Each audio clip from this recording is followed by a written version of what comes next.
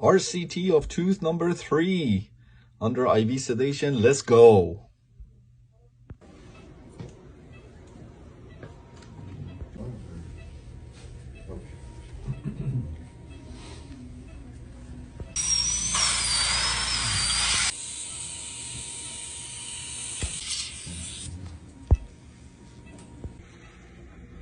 Palatal canal pulp came out as whole.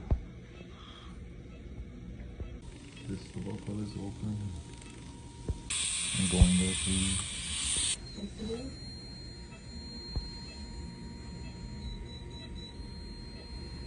Yeah.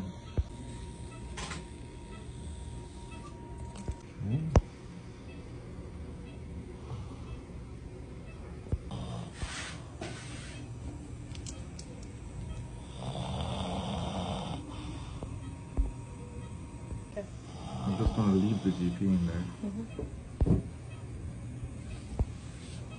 And then I'm gonna read it.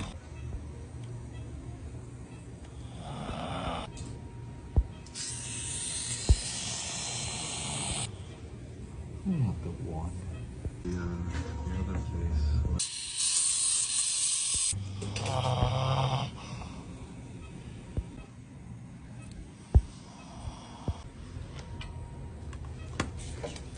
Yeah. Doctor? This dental phobic patient was referred to me for endodontic treatment of tooth number 3. Patient and dentist discussed root canal, trying to save the tooth versus extraction, and patient and the dentist decided that they wanted to try to save this tooth. So patient was referred to me because she has dental phobia and she needs to be sedated. So today went ahead and IV sedated her and did this root canal for her. So take a look. This is subgingival decay, so patient is well aware. She will need a crown lengthening. So you can see old amalgam, recurrent subgingival decay, and partially calcified canals, you can see. And that's what happens with teeth when there is decay over the pulp chamber, and the canals, they calcify. And that's happened in this case. Also patient's age. This patient is a bit older. And here's the post-op. So take a look. Remove the decay, rebuilt the missing walls there. As I said, this tooth will need a crown lengthening. Patient and her dentist are well aware. We IV sedated her and did this, remove the decay, rebuilt the missing walls.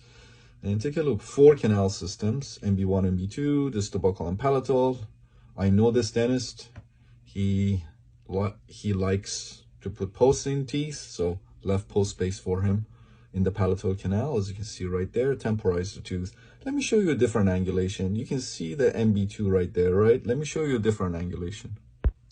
Take a look at this angulation. MB1, MB2, distal buccal and palatal. Look at all of this anatomy here associated with the MB2 canal. The MB2 canal bifurcates. Okay, so take a look here. Let me show you a different angulation. MB2 is completely separate from MB1. MB1, MB2, distal buccal and palatal.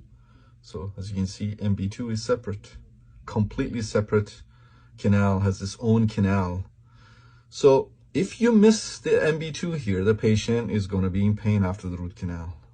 The tooth will very likely be heat sensitive, perhaps sometimes even cold sensitive, but heat sensitive, and the patient is going to suffer. You left tissue behind. Over time, the tissue will necrose and become infected, and now before you know it, you have a failed root canal.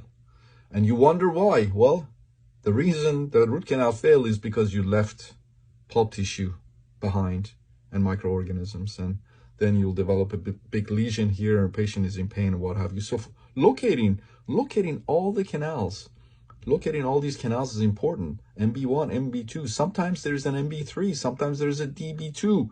You got to find these canals.